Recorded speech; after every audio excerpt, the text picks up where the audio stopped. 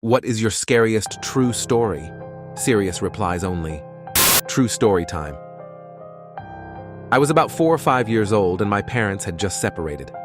My mom was living in a 2-bedroom apartment. I had my own room, but I preferred to sleep in her bed whenever I was staying with her. Our 2 bedrooms were at the end of a hallway, directly across from each other. Our apartment was on the 1st floor, and I remember that it was in the middle of the summer and my mom had a window open her room, which was directly behind the bed, above the headboard. Anyways, I woke up in the middle of the night and remember sitting up and seeing that our cat was sitting in the doorframe of my mom's room. Her door was open and you could partially see into my bedroom. This was strange because our cat was typically always in bed with us. As I was watching him, he walked into my bedroom and meowed. I turned to face my mom and wake her up.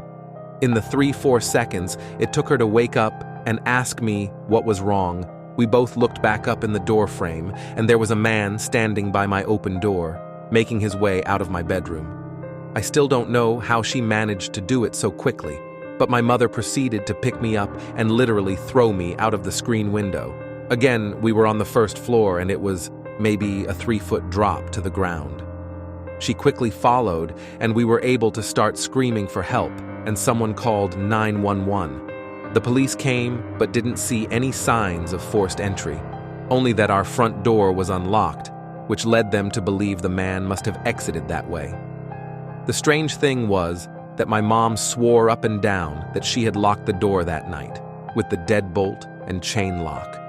About a week later, she was cleaning the kitchen and opened up our water heater closet and found a notebook with names and drawings, as well as a pair of gloves and some gum wrappers. The police were called again, but all they could do was speculate that the man had been in our house and hid until we were asleep. Edit.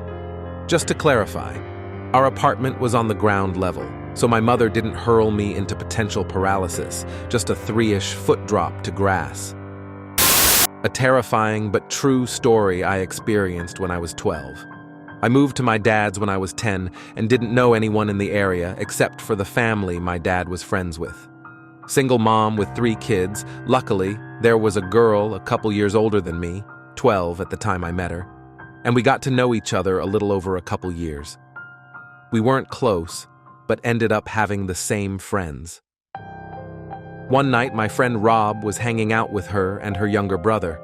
They happened to be in the house alone because my friend's mom was at work, which is where this gets terrifying and sad. Her mother has been helping this one lady through her work and got to know her fairly well. She found out her sister was in a mental institution and was let out recently.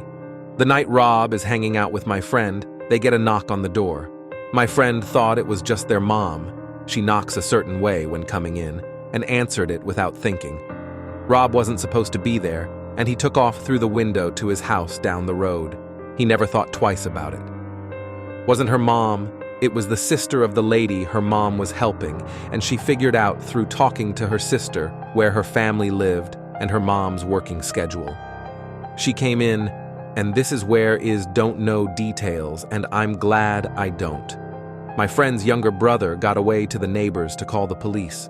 The lady brutally murdered my friend a week from Christmas, decapitated her, and left her body, naked in a bathtub, hid her head. They had to look through the presents, and I don't know where they found it, but they did. I wasn't allowed to go to her funeral. I was sitting in my room after getting out of work on the 2nd floor. Little bro is downstairs watching TV. The dog is in the hallway outside my door sleeping. All of a sudden, dog starts making all kinds of racket, jumping round, barking, clacking nails, howling. I go to get up to see what's up and I hear, "Aw, that's a good girl," in a male voice. It didn't sound like little bro, so I go, "Oh, you're home early," thinking it is my dad's friend, our roomie, as I open the door. Soon as I'm out there, there is no one at all but the dog wagging her tail, staring at the empty end of the hallway. Little bro comes upstairs to yell at me for getting his dog riled up. Said he heard the same voice thinking it was me or our roommate. We did a once-over of the house with my butterfly knife and his BB gun, and there was nobody. Still gives me the spooks to this day. Comment. My aunt experienced something similar. She was home alone when she heard someone open the door and walking in the hallway. Since her husband, my uncle, was not supposed to get home in a few hours, she went downstairs to see if someone was there. She did not see anyone, but outside the door she saw footsteps in the snow leading to the door, but not away from it.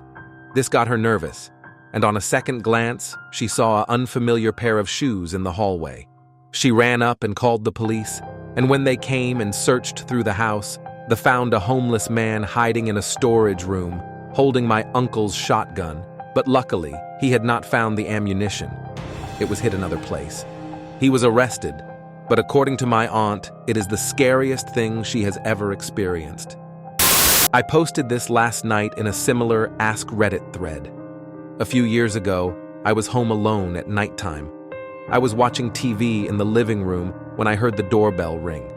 Whenever I hear the doorbell ring, especially when I'm home alone, I am cautious to answer it. I walk up to the peephole without turning on the porch light, so they don't know if anyone is actually home or not, and look through. It's really dark, but I can see a small figure, more like black blob. IDK, its definite shape and had to be around 3-4 feet, doing like a dancing motion, dipping down and oscillating its arms outward. Think of a person moving their arms like wings gracefully. It was dark outside, but this figure was more opaque, so I could see this going on. After a few seconds, I stopped looking through the peephole because it was too freaky to look at. I regained some courage and looked back through, and whatever it was gone. To this day, I still don't know what that was, and I get freaked out thinking about it. Comment. Just to make you and everyone else more nervous about looking through a peephole, you can totally tell when someone looks through the peephole. You can see the light change, even if the lights are dark inside. The blob knew you were there and wanted to show you the creep dance of his people. My ex-wife had several weird experiences. I'll just relate this one. I'm at work one day when she calls me out of the blue. We were still married at the time. She usually did not call me during the day because she worked the night shift. She tells me to call my friend Danny and make sure he and his family are okay. When I ask why, she tells me that she had a dream but can't remember it, but that I should call Danny and make sure he's okay. So I call Danny and check in with him. I tell him about my wife's dream. He's mildly amused but tells me that he and his family are fine and to thank my wife for her concern. I call her back and let her know all is well. She's very dubious when she hears the news. I found out later that within half an hour of my phone call to Danny, he got another call from his uncle in Florida to tell him that Danny's son had hanged himself. Comment. Wow, that's terrifying. My granddad had a dream about his sister being in a plane crash, so he called her in the morning. She was fine, but planning a short trip later that day to visit her son or something. He told her to postpone a day. The flight she would have been on crashed. When I was 10 or so, I went with my dad to go ice fishing, and it had just snowed the night before, so you couldn't see the ice. On our way out to the ice house, I ended up falling straight through an unmarked hole that had a very thin layer of ice covering it. The scariest part of this was instantly shutting down and sinking because of the cold. I could look up and see where I had fallen through, but couldn't swim back up to it.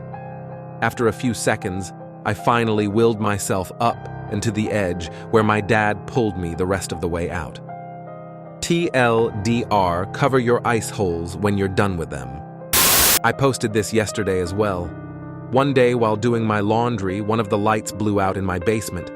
My basement is set up so that the laundry room is split from the other side of the basement with a wall and a door. In order to get upstairs, you have to exit the laundry room and go through the other part of the basement. So the light blew in the other part, not the laundry room. As it was the only light on that side, it was pretty fucking dark. I finished the laundry I had to do while dreading the walk through the dark basement. I exit the laundry room, get halfway through the basement, and I hear a loud cackle. Imagine a sound people make when they imitate a witch. Take that, and imagine that the witch had been smoking for 50 years, making her voice deeper and hoarser. That is what I heard, clear as day, right behind me. I did not hesitate to bolt for the stairs. I waited until my father got home and then changed the bulb. I have yet to hear that cackle since, and I have not told a single person in the house about it. Thanks for watching. Please like and subscribe and leave a comment if you would like to leave a suggestion for any future videos. Until next time, take care.